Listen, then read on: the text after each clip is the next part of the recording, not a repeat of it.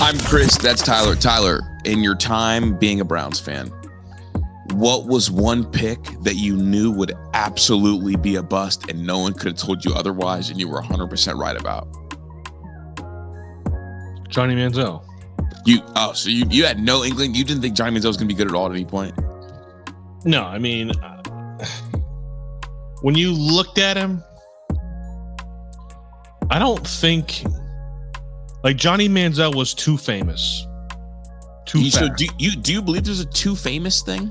It's not that he was too famous. It was how fast he became famous. Okay. He was too famous, too fast, and well-documented drug issues in college. Come on, man. That shit's never going to work. Okay, was there ever a draft pick that you thought for sure was going to be good and they ended up being horrible? Yes. They drafted a defensive tackle out of Washington. What was his name? Oh, shit. The big kid with the long hair. Yes. Oh, my God. What was his name? That's brutal, bro. I wish I knew his name. I thought for shit sure that kid was going to be good. You know who I thought was going to be really good, who I pounded the table for? I thought Brandon Weeden was going to be really good. Oh, God. I thought Weeden, I mean, you say, oh, God, but I thought Weeden was going to be really good. Because with quarterbacks, my big thing is are you accurate? Are you on time? And do you understand the weight? Are you mature enough to take over a franchise, right? And for Brandon Weeden, you know where he came from, right? He was a Yankee. He was in the Yankees org and had a number of injuries, couldn't throw a baseball anymore, but he could throw a football. And so he went to Oklahoma State as a 28-year-old. So I thought that Brandon Weeden, him getting to the league, could handle the maturity and also was good enough accuracy-wise to be a successful NFL quarterback. So Danny Shelton. Danny Shelton is the name. Shelton was supposed to be a monster, dude. Oh my God. This is going to be great. This is a big boy. It's going to work. He's going to eat double teams. It's just such a smart pick. Yeah. Bust. He was supposed to be the man, dude. Terrible. He was really bad. And I'm just looking back at some drafts, and it's just so many bad draft picks. Yeah. I think the best draft they've had since this was 2017. They took Myles Garrett, Jabril Peppers, Njoku, Ogunjobi. There were some good players. I mean, Jabril Peppers isn't great, but he's still in the league. Well, and he was the key piece for the Odell trade. Yeah. So they capitalized on him before things kind of fell apart.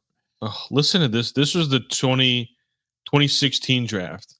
Corey Coleman, Emmanuel Ogbah, Carl Nassib, Sean Coleman, Cody Kessler, Joe Schobert, Ricardo Lewis. Oh, it just gets worse. Dude, Cody Kessler though, he outperformed his draft slot. Joe Schobert is he was the one that was a decent player for us. I mean, Kessler was not bad. Kessler was terrible. But he should have never been out there. Ever. Not ever. Yeah, they drafted him to be a backup, dude. Got 2015, Danny Shelton, Cam Irving, Nate Orchard, Duke Johnson. It just gets... I thought Duke Johnson was going to be really good. Duke Johnson wasn't a bad player. 2014, Justin Gilbert, Johnny Manziel, Joe Bitonio, Christian Kirksey, Terrence West, Pierre Desir. Justin Gilbert was the worst corner I've ever seen get drafted that high. Yeah, he was the 8th pick in the draft. Yeah, he was horrendous, dude. Since we're going to play this game, let's go 2010. First round picks since 2010. 2010, Joe Hayden. Great pick. 2011, Phil Taylor. 2012, Trent Richardson. Yikes. That was my best draft hit of all time. You said he was going to be bad? I'll never forget, dude, some of the fights that started between me and my mom's ex-husband were about how I thought he was going to be atrocious. And I was being told that he was going to be, first ballot Hall of Famer. 2013, Barkevius Mingo. Mingo. People were obsessed with him, dude. 2014, Justin Gilbert, Johnny Manziel. 2015, Danny Shelton, Cam Irving. So in a 2-year window, They had 4 first-round picks, and none of them, not one single one was any good. That's insane. Makes you wonder, like, does that make you appreciate Andrew Berry? Right? Well, we can't because everybody wants to give excuses for Andrew Berry because he hasn't had a first-round pick until this year. He's drafted his 2 in his first-round draft picks as the Browns general manager. He drafted Jedrick Wills, and then he drafted Mason Graham. So right now we're 0 for 1. We'll see about Mason Graham. We did kind of see the guys go out there now. We saw Shedeur. Shedeur is a pick that he is getting credit for. Jimmy Haslam said, if it was up to me, Shedeur would not be on this team, which tells you that Andrew Berry drafted him. And, I guess you have a higher chance of hitting on a quarterback when you draft multiple of them. I thought he looked really good in his debut. Was it perfect? No. Is it an overreaction on social media? Absolutely. But I guess before we kind of unpack the whole game, I want to start with Shedeur. What did you think about Shedeur's first performance for the Browns? I thought I graded it as an A-. Okay. It was a massive success. I think he showed signs of some rookie adrenaline early. Yeah, rookie jitters. The first pass to Deontay Johnson was a little hot for a 5-yard slant. I think he settled in. Some of the throws he made were very, very impressive. The only thing that I'm not so sure about is all the runaround stuff. When the real freaks get on the field, I don't know if that's going to work. Yeah, to be honest, I'm not so sure that that's going to work when TJ Watt's on the field, or all the other monsters, flight defensive ends at pass rushers are on the field. I just don't know if that's going to work. I mean, that's not going to work with like Brian Burns out there. Like that's not really going to work with Hendrickson out there. It's not going to work with a lot of guys. No. For me, the runaround stuff is something that he's going to have to figure out. And I think, and this is a thought, I think that you see a lot of young quarterbacks do the runaround stuff early because they're not processing information. They miss something pre-snap, and so you see kind of the panic feet. So I think that could iron itself out. Sometimes when he rolled out, I was a little bit disappointed that he was missing high when he was running around like that. Yeah, there was one throw that he definitely missed that he wanted back. That he was rolling. It was when he was rolling left. Rolling left, was also kind of running forward and running as fast as he could. You kind of had to throw a touch pass over a defender to a running back. But he missed really high. Like that. That in actual games, that will be that's how you throw a pick six. Yeah, I mean, like if you're not under control, quarterback coaches and OCs just teach you to either dirt that ball or throw that ball so far out of bounds, it doesn't matter. Because if you're out of control and you float one, that's how you throw a pick six and things go bad. I think the other thing though is I think Browns fans should be allowed to be excited. I think people should be allowed to be happy with what they saw and be excited. And if they want to overreact. Who cares? Like it's not like, we had like the whole world was watching that preseason game. The whole United States of America was watching that preseason game. LeBron James tweeted about it. Like, come on. This was big time atmosphere. It for the first preseason game for both teams, it felt like a big deal. So I think Browns fans should be excited for what they saw, and they should be happy and celebrate it because it was impressive. It was. Some of those throws were tight windowed throws. Yeah, the first touchdown, man, and he sparked the perfect time. Hey, that picture is so tough. That picture is tough. And you know what it meant to me, Tyler? I think above the shoulders, this version of Shedeur Sanders might be perfect for the Browns because I don't think he feels the pressure of turning around the Browns franchise. No. I think the pressure that he carries more has to do with the pressure of being prime son, and that's something that he's carried for a long time. I felt like at times Baker Mayfield pressed way too hard because he felt the pressure of trying to turn around the whole Browns organization and turn around all the dysfunction. I felt like at times, the pressure was way too much for Johnny Manziel, for someone who wasn't an adult. The pressure of turning this franchise around doesn't feel like such a big thing to Shedeur, because for Shedeur, the most pressure he's feeling isn't to turn them around. It's to live up to being Deion Sanders' son. And for me, it's like, it's kind of backwards a little bit, but I think he's so ingrained with proving that he can live up to being his dad's son that almost the team comes second, but his success comes first. But I think that works in Cleveland. Yeah, he is unapologetically himself. He walked in with the entourage. It wasn't even an entourage. One of the guys was another player on the team. Man, my brother in Christ, if you walk in with more than 3 of your homies with you and somebody's rolling music like you're walking, that is an entourage. I do not care. Not even just music. It's Shedeur. His own song. And like, you know who that's going to piss off? Old white dudes. Yeah. And like, you know what? It doesn't matter if he does it. He doesn't care what you think. He doesn't think he's very comfortable in his own skin. He's going to do the wrist thing. He's going to like the watch thing.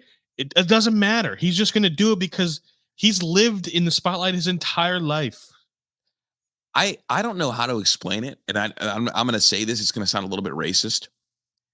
It feels more personality-wise. It feels more like Cam Newton and less like Baker Mayfield. Yeah. It feels more like Cam Newton and less like Johnny Manziel. I think Shedeur,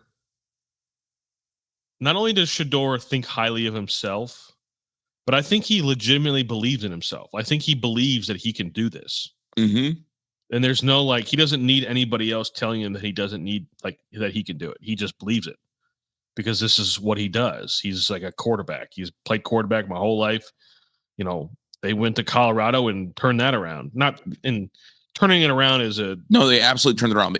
He won more games his first year. Terrible. They won more games his first year than they had won the 3 previous years combined. So correct. Turned it around. And also, like, he's used to playing at places that don't have this much talent. And then also, like, the part about Shedeur that I think is awesome and that I think is going to work is I do think he's really competitive, but I think he also likes being an entertainer. And I think part of like not here's the thing. What if Cleveland quarterbacks had an issue with the last decade and a half? None of them could stop the bleeding. Talent? No. I mean, no, there's been some talented quarterbacks, but they couldn't stop the bleeding. I think Baker Mayfield is talented. I think Johnny Manziel is talented. Johnny Manziel was college. Johnny Manziel was college talented. He was a college quarterback. Oh, yeah. I mean, okay. He was never going to be an NFL quarterback. Okay. You can then remove Johnny from it. The other two were also talented. I'll give you Baker Mayfield. I'll even give you. I think Brady Quinn was talented. Yeah, wait, hold on. This notion that Brandon Weeden wasn't talented has to stop. Did he work out in the NFL? No, but he's got. Here we go. Physically speaking, he's got more physical tools than Shedeur. Bigger arm, more accurate. It just didn't work out in Cleveland. And honestly, if you bad team adjusted, but whatever, it's not been. You could say it's a talent thing. I don't think it's a talent thing because I've also seen other quarterbacks elsewhere that are less talented than the Browns quarterbacks work out. I think the issue has been that the amount of pressure there was to turn things around, they were pressing, and when they were pressing, they couldn't stop the bleeding. Shedeur, as an entertainer, there is no bleeding. Yeah. I mean, the list of things that have been wrong with the Browns franchise that is before the quarterback position is vast. Yeah, I'm just saying, like, the number one thing that has plagued the Browns is their quarterbacks couldn't stop the bleeding. Well, I mean, I'm saying that there is a laundry list of things that were wrong that have caused the Browns to be where they are. Oh, yeah, no, 100%. Before the quarterback position. No, but 100%. But I was just referring to, like, quarterbacks, obviously, because that's the biggest part of it. But here we go. As an entertainer that understands the moment, I think he might be perfect for Cleveland. And the one thing that you can say right now that maybe a lot of people weren't on board with 3 or 4 months ago is there's a level of belief. Also, the funniest picture of the entire night was that screen grab that someone took from their TV of Dylan Gabriel looking like, oh, shit. Deshaun Watson looked like he wasn't even thinking about football. Was Kenny Watson, Pickett in that picture too? No, that was Tommy Reese. Oh, Tommy. Yeah, Tommy. I don't understand why Deshaun Watson's even there. Why is he even allowed to be around? You know what? I don't even hate it. I don't even care. I just don't think he should even be around. Yeah. Like, make the message very clear. Dog, you will never, ever, ever play here ever again. Yeah. Go away. We are paying you. Now you're in your job description. We are now paying you to not be here. Mm-hmm. That is now how Deshaun Watson should be treated. I guess it doesn't. Him being there didn't really bug me. It's funny because it doesn't bug me. I'm just like, I just don't understand. It seems like just everybody wants to witness, bro. That's what it was. Because, bro, they couldn't get him to stand on the sideline in the regular season a couple years ago. Well, speaking of witnessing, the front office and the coaching staff witness it in 4K and HD, all of it. Are they actually happy that he balled? I don't know. I think Andrew Berry is. Because this might be the thing. I mean, here we go. This might be Andrew Berry's signature pick.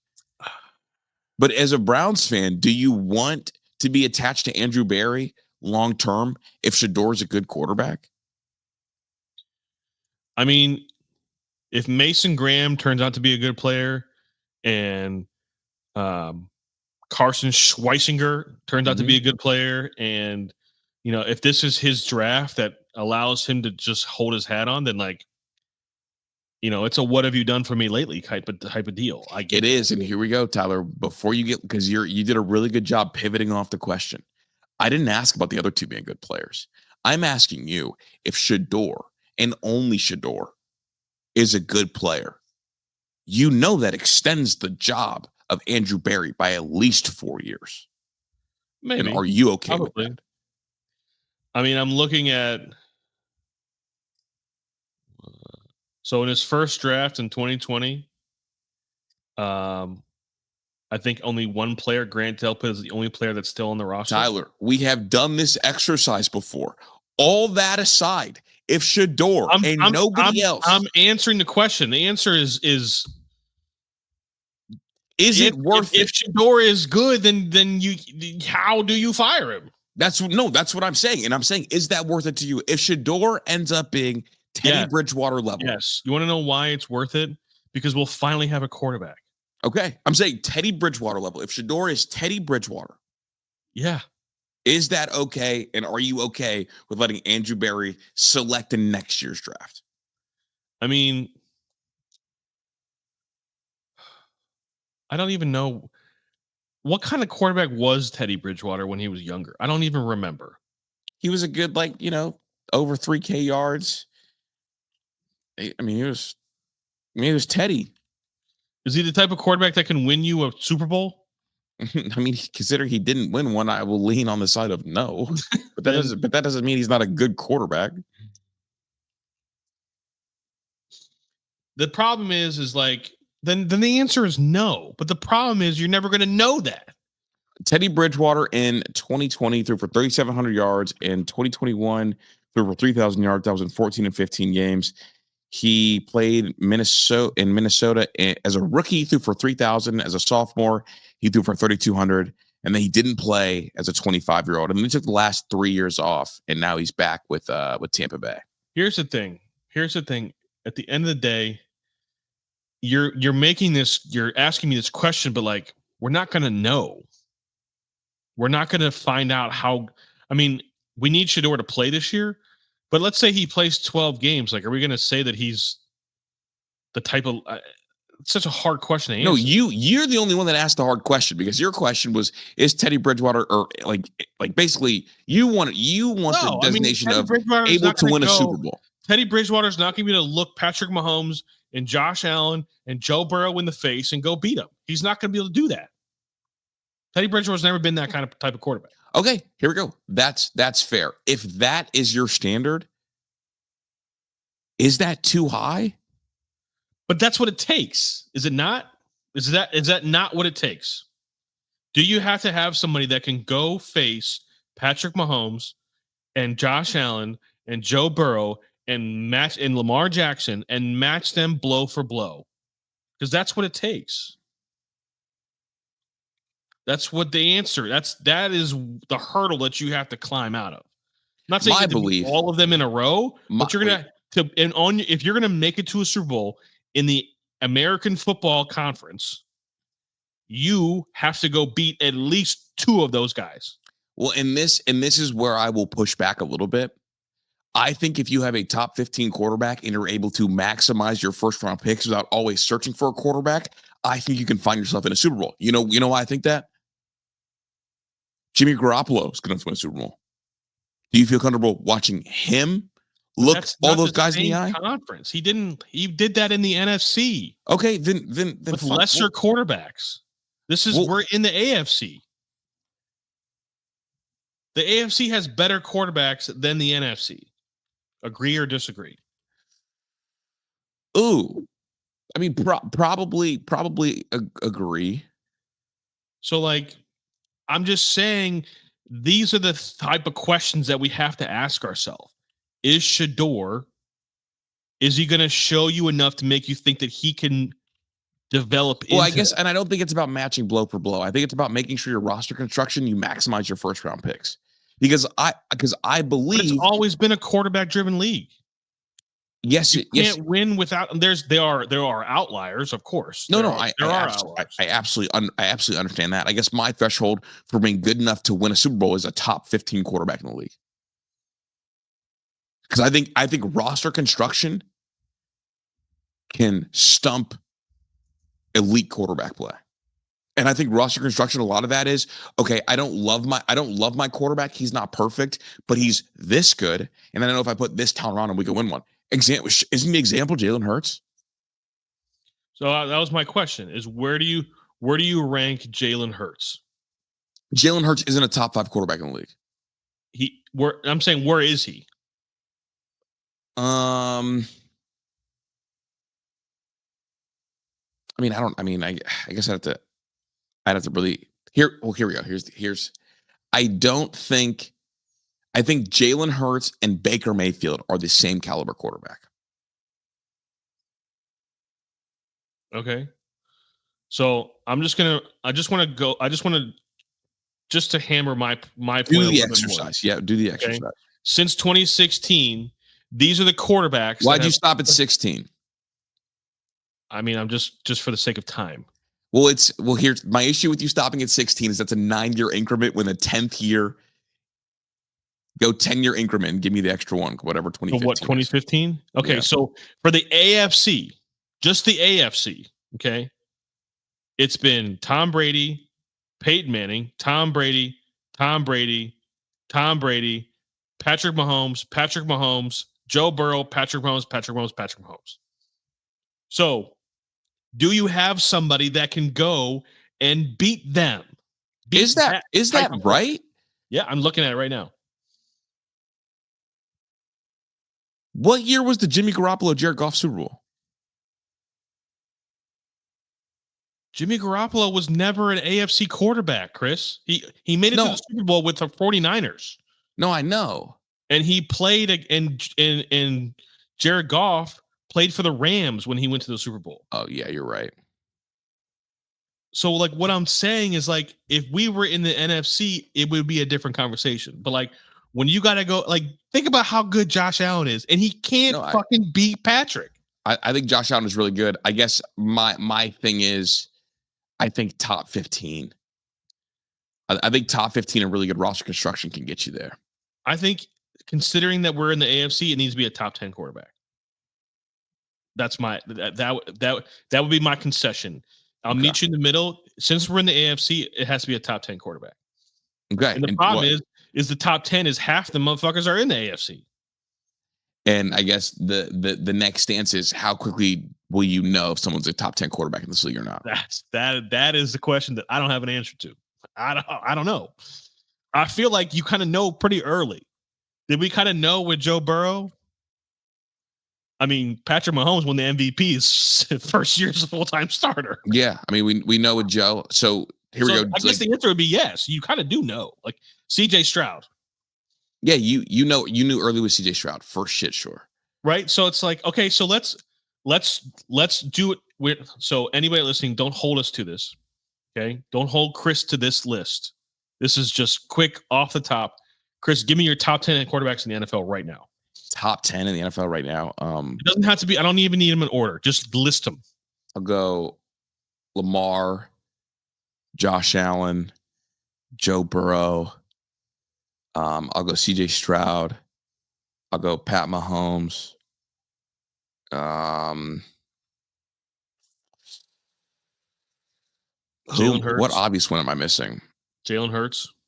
I don't love Jalen Hurts all like that. Okay. But I'll go Hurts. Jared Goff. I'll go Goff. That's 7.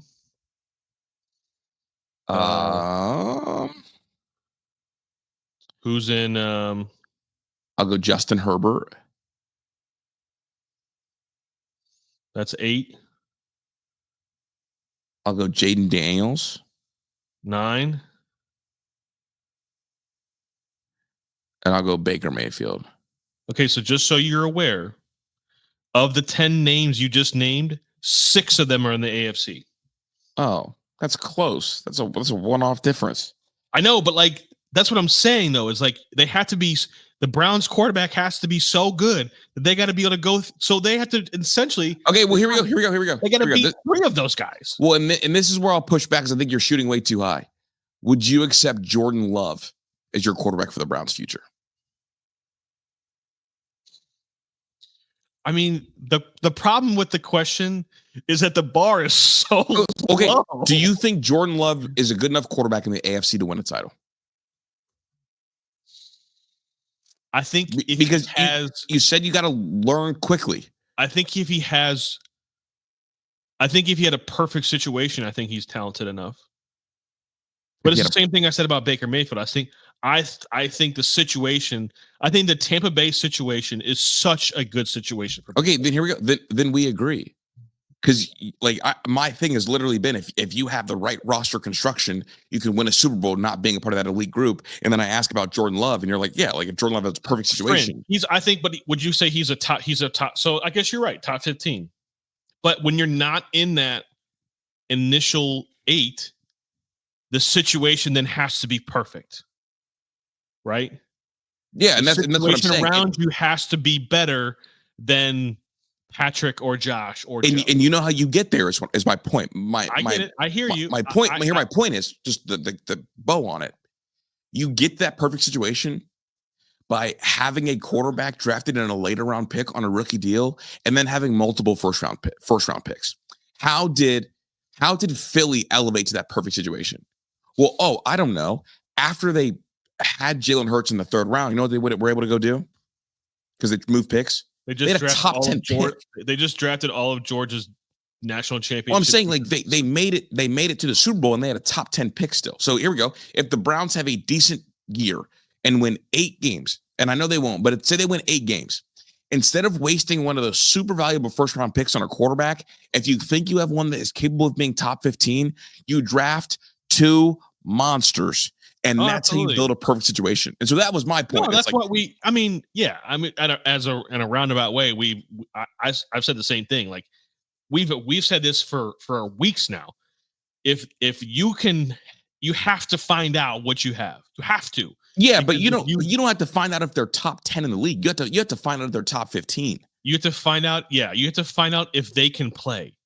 And if they can play, just if they even give you a glimmer that they can play, go get the 2 best available in your draft slot. So I guess that was my point. I was worried that you were going so far the route of, well, if they're not, if they can't stack up with Mahomes, Josh Allen, Lamar Jackson, then go find someone that can. And my stance is, no, I don't need someone that can match up with them. I need someone that is good enough to be top 15 in the league, and I can build a good somebody on them good enough without wasting with the situation to go blow for blow with them. Yeah, no, but before you were saying just like they got. Well, I'm saying, but like you got to have that, but it can't be like you can't just go get anybody. I guess I thought you were saying that like They just have to be good, somewhat good. No, top 15. So better than league average. Because here we go. Like if we look at it, like Jordan Love was less productive last year, yards wise, than Caleb Williams. But like you and I both feel like Jordan Love is capable of winning something. Yeah, I think Jordan Love has legitimate arm talent. He is arm talented enough that I think that he could, like, in the right situation, could go and win a Super Bowl. I think he has not just legitimate arm talent. I think he's a legit good quarterback. I think, but again, my only concern is, like, in all sports, how often do things go perfectly? Like, it has to be the worse your quarterback is. So I guess this I think I found like the crux of our difference. You think for one of the like things have to go perfectly in that group. I don't think they have to go perfectly. I think you just have to be good enough to go win me a game late. I don't think it has to be perfect. I just at the end of the day, I need somebody that can win when it's not going the right way. Yeah, and so for me, like if you're capable of throwing for over 4,000 yards in a season and capable of giving me over 30 touchdowns, I know it doesn't have to be perfect because if you're scoring 30 touchdowns, it means you can give me 4 in one game. And so for me, so I guess like why didn't Kirk Cousins make it work? Why couldn't Kirk Cousins make it work? Well, that's I guess, and that's like a subtopic. Like here we go. How far off is Kirk Cousins from Matt Stafford? I mean, prime Kirk Cousins when he was in Minnesota was he not a top 15 quarterback? No, he absolutely was. I don't think being top 15 guarantees you that. Yeah. But at the same time, at the same time, if you are like Kirk Cousins is good enough in his prime to stop you from drafting another quarterback in the first round if you got 2 first-round picks the following year. Agreed. And that's where I'm at. I want Sanders to be good enough to stop them from drafting a quarterback in next year's draft, because if he's good enough to stop you from drafting a quarterback in next year's draft and you can use 2 of those picks, 2 of them, to help put things around him, both on rookie deals, that also frees up money on the back end for you to spend because those are rookie deals. I think the biggest mistake the Bears made was when they had 2 first-round picks, they opted to move Justin Fields and then draft a quarterback, essentially burning everything down again. Yeah. Well, yeah, I mean, I think, yeah, I think that's kind of what Shedeur needs to do, and Dillon Gabriel needs to do, is they need to be good enough where the Browns are like, okay, let's build around one of them. Yeah. And I don't want to I'm not going to write off Dillon Gabriel, even though I know what's going to happen. I'm writing him off. I saw the look on his face in the middle of that game, and I also heard him say that he doesn't want to play in the cold. I'm writing Dillon Gabriel off. I'm sorry. The hands are too little. The arm strength's not there. I don't want to hear about the Senior Bowl, faulty gun. How moving forward, real quick before we switch topics here. Moving forward, I think they should get rid of Kenny Pickett. I think they should start Flacco week 1. He should play the first 6 games. You see where you're at. If you're not at 500, like if you're not 3-3 through 6 games, bring in a rookie. It's time to go. Now, if you're 3-3, Joe gets more games. He gets more games. For me, I'm not there at all. My job is not to win this year. I'm sorry, Joe Flacco. I know but Kevin Stefanski wants to win games for his job. That's fair. I guess for my stance, I don't want Kevin Stefanski to approach Joe Flacco like he owes Joe Flacco something. Like Joe Flacco wanted to retire a couple years ago, and we called him and got him off the couch. I don't think this team owes anything to Joe Flacco. I think for Stefanski, his number one priority should be what we hired you for, to be a quarterback developer and maximize quarterbacks. You're not going to maximize the old dog. He's already learned all the tricks. Is it fun? Is it cool? Yes. But my job right now is I'm not saying it's because they owe Joe Flacco anything, but it's just more like if they're 3-3 and 4, somehow they fucking manage to be 4-2, like you can't take him out. You're not going to take him out because Kevin Stefanski still wants to win football games. Yeah, and I'm saying that wouldn't be he has for his job. Haslam said 3 wins is not going to do it. 3 wins, it has to be better. It has to. Yeah, I mean, here we go. I guess for me, I know Stefanski wants to win games, but I would hope that the front office would be patient enough to understand. It's not the front office. It's Jimmy. It's Jimmy. I hope Jimmy would be patient enough Jimmy to see Haslam has to. And we'll figure this out we'll get the answers to this question based on how Jimmy moves accordingly. Because and make no mistake, like if they're winning games in those first few games and then they still take Joe out, then that tells you everything you need to know. Which is like they're planning for the future. Yeah. But if they're winning games and Joe keeps playing, then that's coming from the top. This whole thing this year, I'm convinced, based on what Jimmy Haslam said, and Jimmy Haslam's never been known to be a liar. No, he doesn't. He doesn't mince words. He's real. And so he said like 3 or 4 wins is not going to cut it. So, if Joe's winning games, they're not going to take him out. I don't think they're going to take him out. Which I think would be a gross misstep. Mason Graham, how'd you feel watching him? I'll admit that when I watched it live, I was so preoccupied with Shedeur. I'm a self-proclaimed quarterback guy. I love quarterbacks. So I honestly, I forgot Mason Graham was there to made a tackle in the backfield. I was like, oh, look, it's Mason Graham. Yeah, I don't think Carolina ran the ball that well. So that's a good thing for Mason Graham because I think it's one of his tasks. I didn't see him in the backfield, rushing the pasture, but I think he ate some double teams and got out of it and made a couple of plays. So that was good. I think, I owe Carson Schweizinger an apology because he balled. He flies, man. He's all over. The exciting whites are really exciting. I'll say it. I mean, he looks and feels like that's Cooper DeJean's big brother. In his preseason debut, he had a 91.4 PFF grade. He had 6 tackles, 4 run stops, and 1 QB hit. Yeah, he was flying all over the place in 13 snaps. You know what he's got to feel like? I got this feeling from him. He's got to be relieved that everybody else is at least doing their job at a higher clip than at UCLA. Because at UCLA, it's like he had to be Superman and do everything. It has to feel nice for him to be able to, be a free thinker and be athletic and also know that if I don't make every single play, we're not going to get gashed behind me. Yeah. Because I'm just playing with better talent. That has to feel nice for him.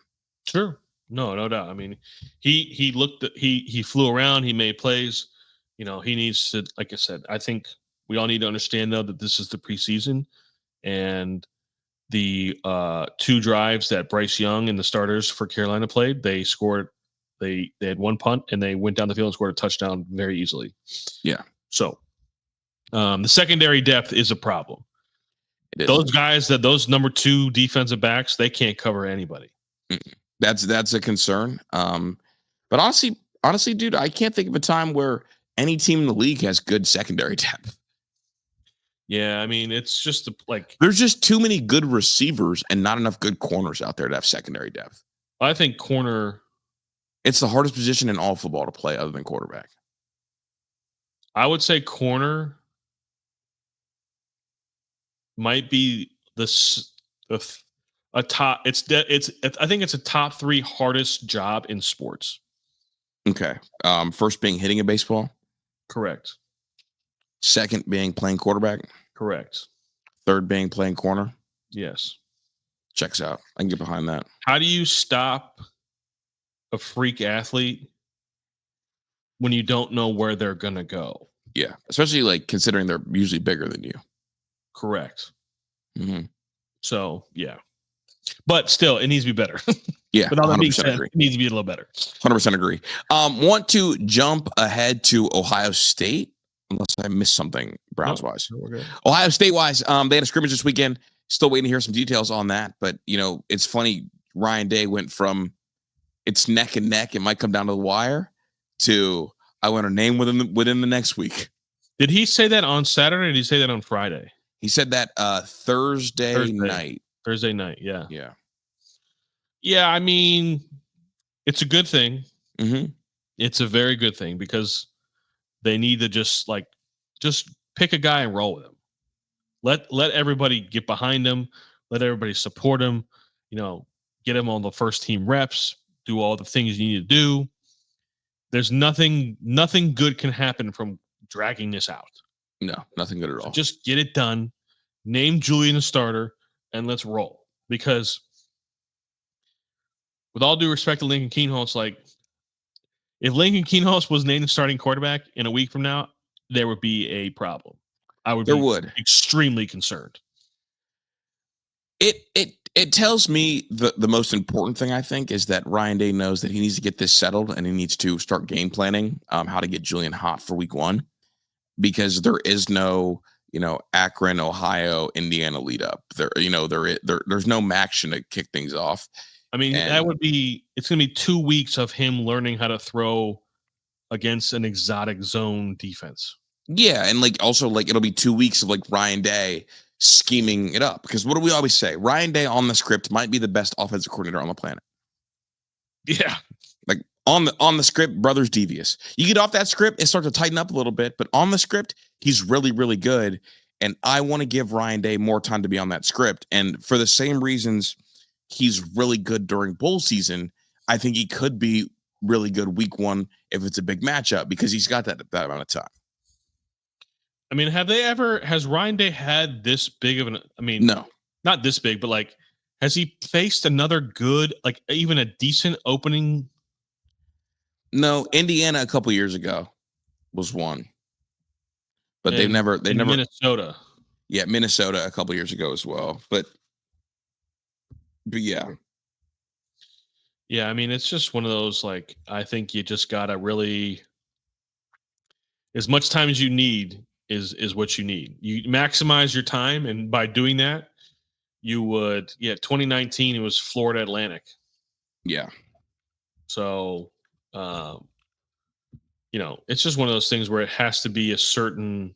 You need time, and he needs to create the time by naming Julian Stain the starting quarterback, and and not to mention it just puts everybody else in the roster at ease. They know exactly what they're getting into. Oh, they did play Notre Dame in 2022 to start the season. Oh, that is right. But you already had CJ Stroud already locked and loaded. Correct. So yeah, they did open up an ND. That was big. But I still think no matter what, this is going to be a defensive battle. This is going to be a heavyweight knockdown, drag out defensive battle. You think it's going to be a defensive battle? I do. I go back and forth, man, because I always think time favors the offense. I know, but I just feel like those two defenses are going to be ahead of 2 young quarterbacks, 2 inexperienced quarterbacks. I wonder what I'll look it up right now. What the over-under is set right now. But I would imagine, I would say if a team scores 30 points, they're going to win the game. I'd 100% agree. I think 30 points ensures a win. But I think it's going to be more like 24, 20, 24-20, 24-21, drives here and there. But again, it's you got to really, figure that out. So I think, right. So it's good. The other thing that they did was they hired another NFL defensive analyst. Yeah, Josh Boyer, longtime NFL staff member, I guess. He was a defensive assistant with the Patriots under Matt Patricia from 2006 all the way to 2018. He also was the defensive pass game coordinator and cornerbacks coach for the Dolphins. That is your answer. That is your, maybe secret weapon against what? Against Sark, who is a pass game genius week 1. He's also from Ohio.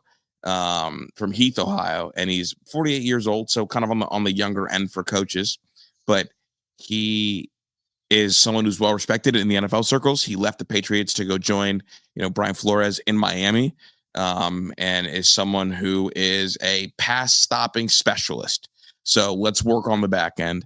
But he was a guy that had to know a lot, and honestly, of the coaches that you look at, took a huge leap in terms of level. Get this, Tyler. He went from the South Dakota School of Mines, DC, to the very next year, New England Patriots defensive assistant. This was a Bill Belichick and Matt Patricia deep find. Yeah, they were doing some serious studying to find this guy. Absolutely. That means that super smart, because you wouldn't take someone from that level based off their teachability. You would take someone on that level based on their knowledge and I guess innovation scheme wise, because they're not going to the South Dakota School of Mines to go see teach tactics. They're going there to pick the brain, and they viewed him as a really smart individual. So this here we go. This could be the Matt Patricia MG. If you know, you know. This dude is obviously really smart. I just don't see how any offense is going to be able to out scheme this defensive coaching staff. Mm-mm. This defensive coaching staff, the only way that they get beat defensively is because the players screwed it up. Right. I just 100%. or the coaches played the wrong guys, which I don't think is going to be the case. I think it's hard for that to be the case this year. Correct. This feels a lot like, to me, when Jim Knowles hired MG to be an analyst. Yeah. Well, here's the thing, and this leads me to because I want to do 2 bold predictions tonight. This leads me to my first bold prediction is that this year's defense will be just as good, if not better, than last year's defense. Oh yeah, I think they're gonna be better than last year's defense.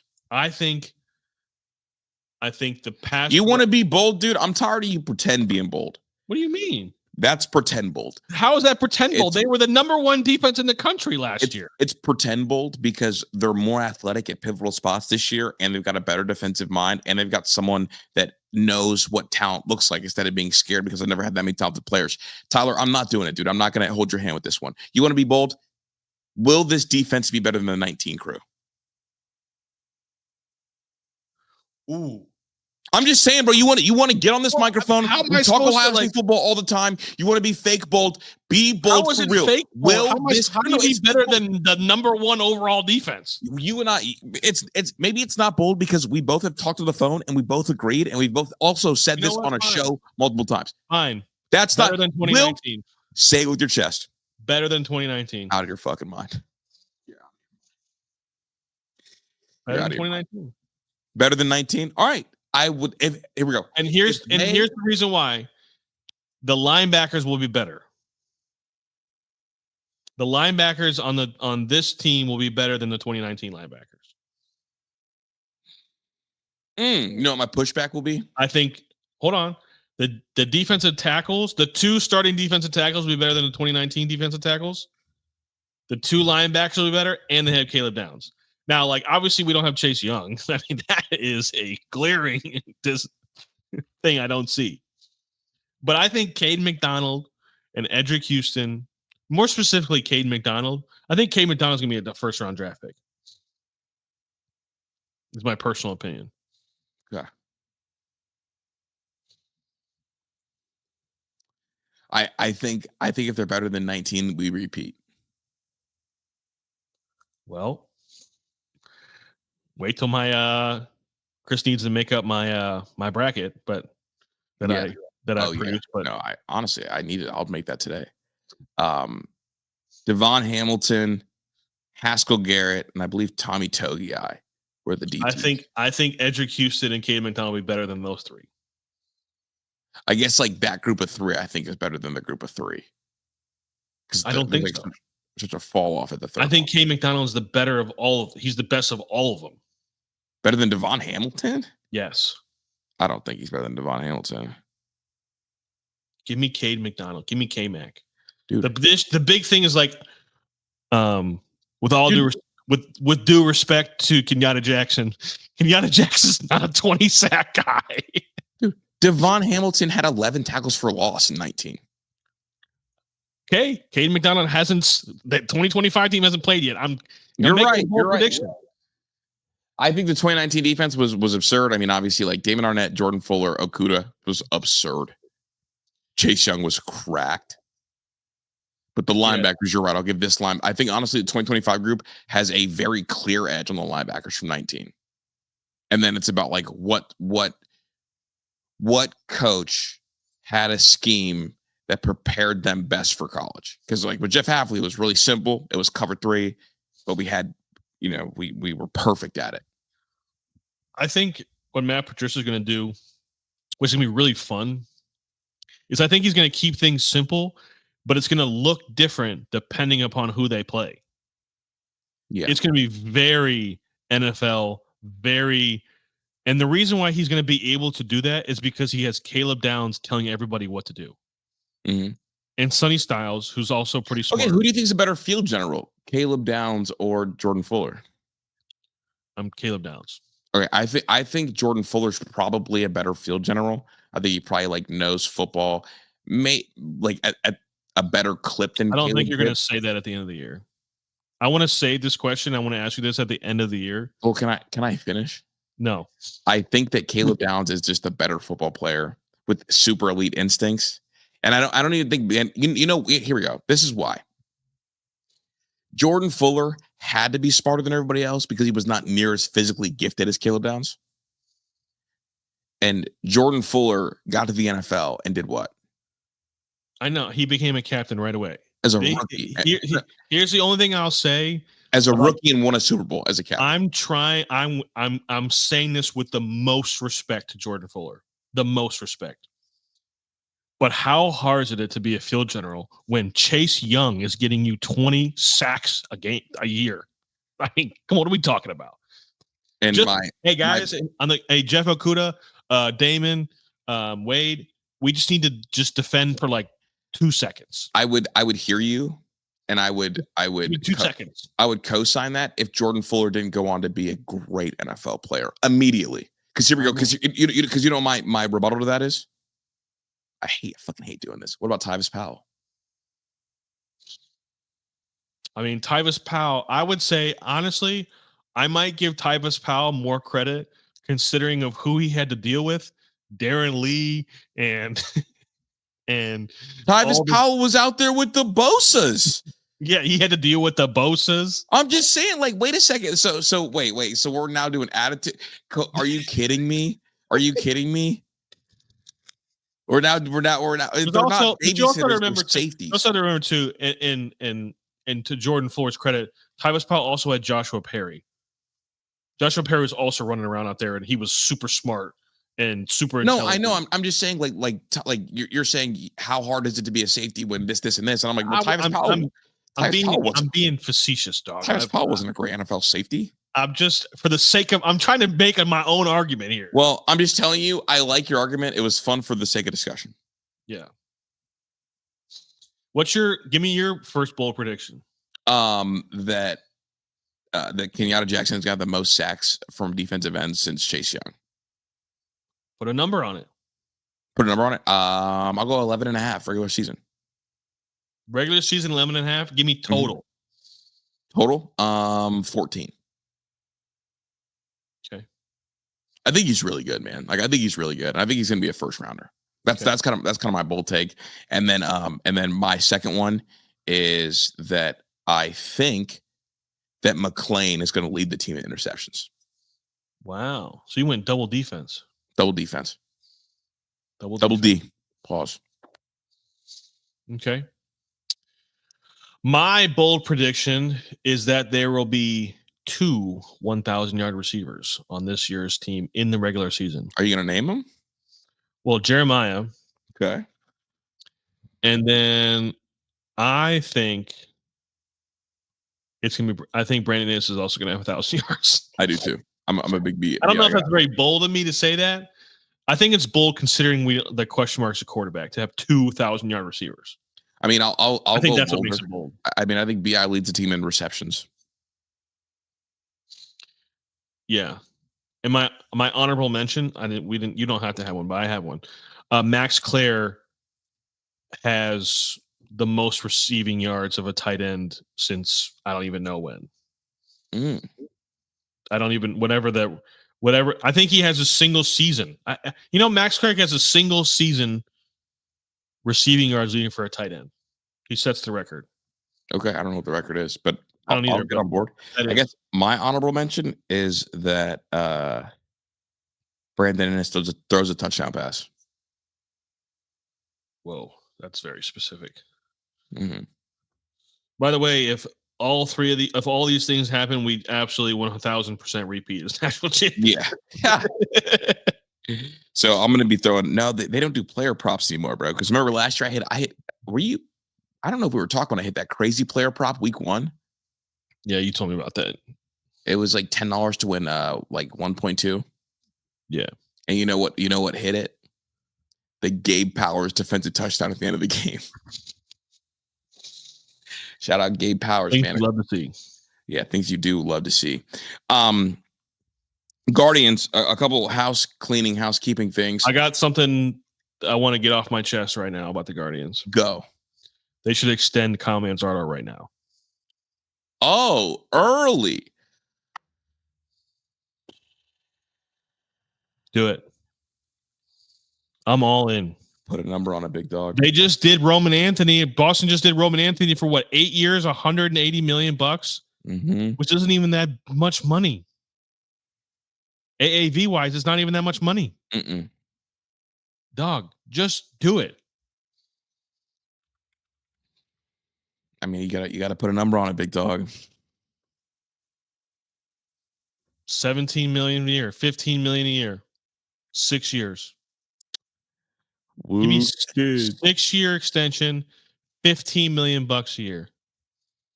6 years, $90 million. Boo kid. I'm in. Dog, he's had 20 homers, and he's basically been a platoon guy. The WRC plus is up to 118. Yeah. In fact, extend Manzardo and trade Quan, because you're not going to be able to extend them both. And it's a lot easier to say that considering Stephen Kwan's WRC plus since June 1st has been 87. Uh-oh, is he Andres Jimenez?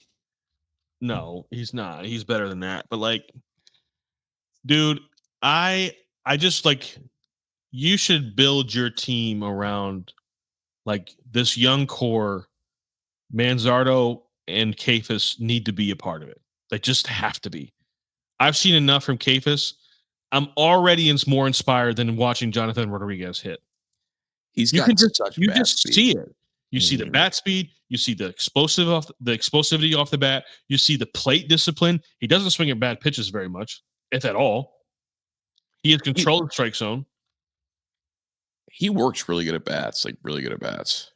He just looks like a professional hitter. And Tom Hamilton said it best. He's hit at every single level of professional baseball. Yeah. Every single level he went to, he's hit. Every single one of them. He's an anomaly a little bit, actually. His bat speed is actually pretty low, all things considered. He hits the ball hard. Yeah, the sweet spot is there. 42% sweet spot, 21% barrel percentage, X slug 517, X batting average 279, which means he's been a little bit unlucky. And then X WOBA, which I think is really important, 352. So yeah, I mean, it's gonna play, man. It's gonna play.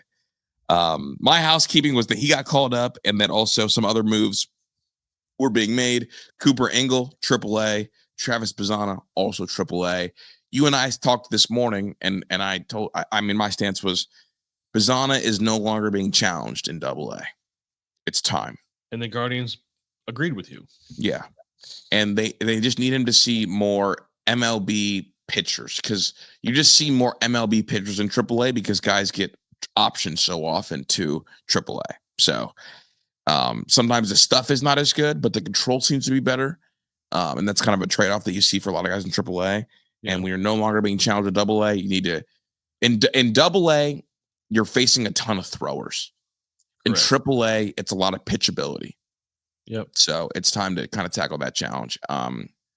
If he continues to hit at AAA and the Guardians are playing meaningful baseball games of September, I wouldn't be afraid of calling him up. And I don't know where he would play, but I want to see it. And I want him to get a taste. And Like I said, I don't know anything about his defensive grade. It doesn't matter. Huh. Well, it matters in the playoffs. I need him to hit. Him and Cephas are the same age. About. Yeah. I just like,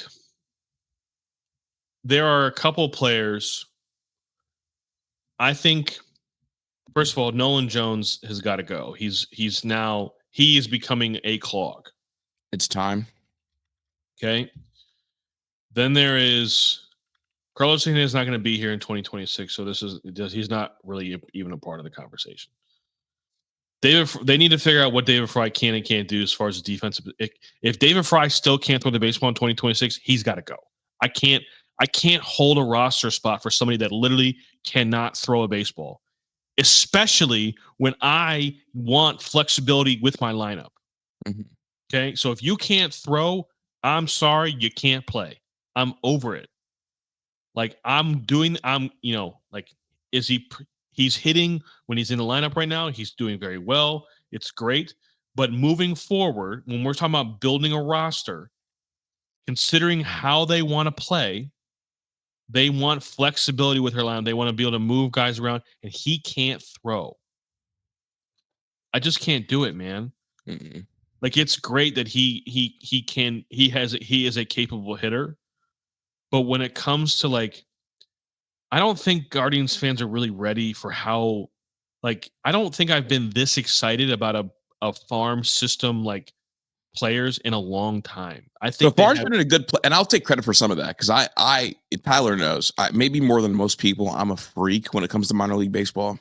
Yeah, I just, and that's true, but like, I think there's some really good players that are very close to being ready to play. Well, and it's a different style of player in their minor league system. Honestly, you know what it feels like? The guy who got just a taste of the power, and it's like, wait, I want to find more of that. Like, wait, this Manzardo thing where teams feel danger every time he comes into the bat. I like that. Because here we go. Pitchers attack Quan. You know why? Because what's Quan not going to do? Hit the ball over the fence. He's not going to hit it out the yard. Like, I'm a Yankees guy. You know who scares me the least when we face them? Steven Kwan. And I know, yeah, okay, he might not strike out, but if I pound the strike zone, there's literally an 83% chance he'll just tap the ball softly to someone and they'll get him out. Especially, too, when you can throw it up in the zone against him. Yeah, because he's missing up in the zone. Well, because he's got low bats. He's got top 3 slowest bat speed in all baseball. Well, he's also just not very big and strong or that athletic, to be honest with you. Yeah, so it's like he doesn't present opposing pitchers with any kind of danger. Manzardo does. Hosey does. Gabe Arias does. Angel Martinez even, I would argue, presents some danger. Mm-hmm. And Cephas now, there's some danger in that bat. Yeah, there's just a lot of, and I think one of the reasons why I was sort of, I guess I was okay, which I was definitely okay, but like maybe leading the charge is because I believe if Travis Bazzana is who he's supposed to be, then he is a better version of Steven Kwan. Yeah, I guess Travis Bazzana is your future leadoff hitter. Okay. He is maybe a little bit less average, but way more power. Like, that's who we're talking about here. That's your future leadoff hitter. This is what he's here to do. He's been seen hitting the ball to all parts of the field with some pop. He's hitting doubles. He's hitting homers. Not a lot of homers, but like the power is going to come. That's your new. I don't need more Steven Kwans. I need one of them, and then I need somebody that's also going to like round first and go to second on the same hit. I'm going to ask you because this is something that I think, as baseball minds we differ in, and I'm working on getting you over here. I'm working on it. Does Travis Bazzana's 24% strikeout percentage worry you in Double-A? No, because one, like you said, there's more throwers. Mm-hmm. So there's there's some legit stuff down in AA. Yeah. And I'm not going to lie to you. It's a little uncomfortable when you don't always know where the ball is going to go. Mm-hmm. I think while the pitching is better in the major leagues, they have more control. They throw more strikes. The lighting is better. The umpires are better. Everything's better, more conducive to the hitter hitting better, minus the fact that the pitching is the stuff is better, but you know where it's going to be. You know what they're going to throw. You know how they're going to throw it, when they're going to throw it. You just got to be able to do it. And I think he's capable of doing it. Yeah. It's the same thing with make no mistake, he's going to have his early peaks and valleys. But it's the same thing that's happening in Manzardo. The more at bats you give him in the major leagues, the more answers to the questions he's going to get. That's all that this is. So would it shock me that early on his strikeout percentage is up? No.